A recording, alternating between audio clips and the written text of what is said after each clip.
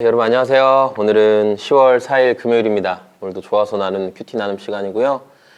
오늘 말씀은 여호수아 20장 1절에서 9절까지 말씀입니다. 오늘 말씀에서는 이제 땅 분배가 다 끝났어요. 이스라엘의 땅 분배가 다 끝나고 하나님께서 모세에게 말씀하셨던 도피성, 그러니까 부지 중에, 그러니까 의도적으로 사람을 죽인 게 아니라 어떤 사고로, 또 어떤 과실로 인해서, 실수로 인해서 사람을 죽게 만들었을 때, 사람을 죽이게 되면 그 죽은 사람과 관련된 가족들이나 이렇게 막 이성을 잃잖아요. 네.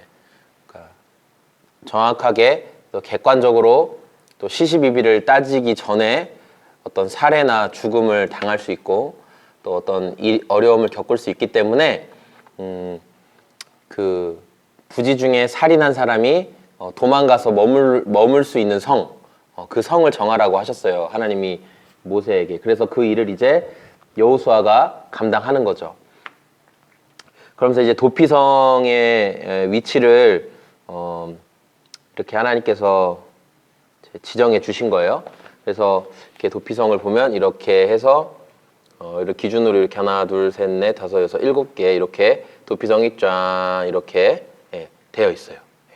도피성이 이렇게 있어요. 위로부터 아래까지. 그래서 이스라엘이 이렇게 땅을 전체 크게 받았고 이게 이 네모칸이 도피성의 위치인데 얘가 어떤 의미냐면 하루길이면 도달할 수 있는 곳에 도피성은 있어야 돼요. 도망자가 달려 도망가서 하루면 도착할 수 있는 곳에 이스라엘이 분배받은 땅 곳곳에 다 있어야 돼요. 도피성까지 가는 길이 막 3일, 4일씩 걸리면 그 전에 추격하는 사람에게 잡혀서 죽을 수도 있기 때문이에요. 하나님께서 왜 이렇게 도피성을 해주셨을까?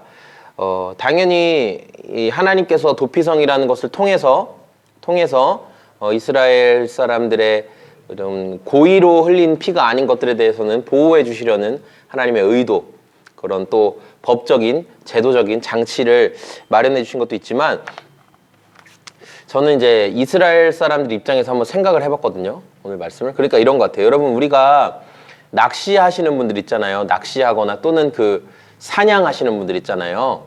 그런 분들이, 낚시하시는 분들이 꼭 고기를 잡아서 그것을 뭔가 요리를 하기 위해서 물고기를 잡지 않거든요.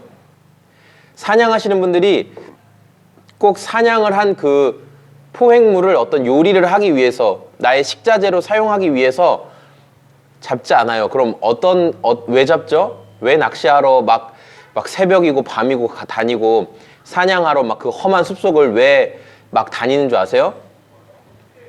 쾌감이 있기 때문이죠. 손맛이 있기 때문이죠. 네, 그런 거예요. 쾌감과 손맛. 네. 이스라엘 백성들은요, 지금 전쟁을 되게 많이 했잖아요. 그래서 엄청나게 많은 나라들을, 기존의 왕들을 막 싸우고 죽이고 했었단 말이에요. 그렇죠? 살인을 해봤어요.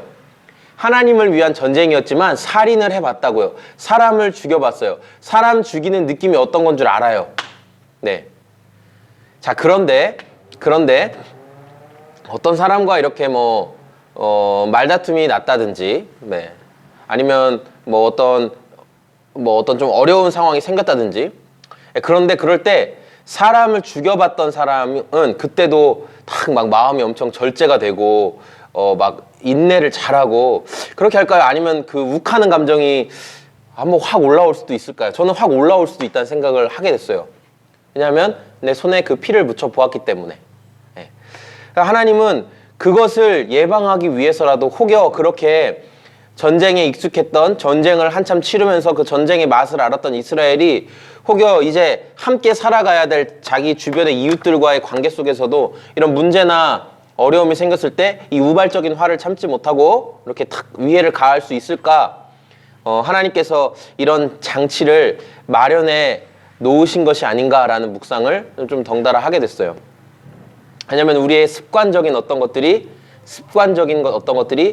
부지 중에 확 올라올 수가 있기 때문에 하나님 그것을 아시고 일을 하신 거죠.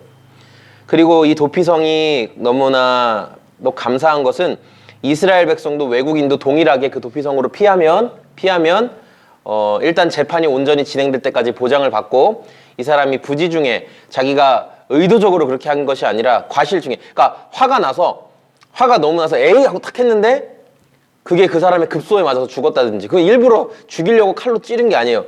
하지 마 하고 확 밀었는데, 그러니까 욱 하고 올라오잖아요. 사람을 죽여본 적이 있어요, 전쟁 가운데. 하지 마, 에이 확 밀었는데 이 사람이 넘어지면서 돌부리에 머리가 찍혀서 죽었다든지, 죽이려고까지 한 건 아니었어요.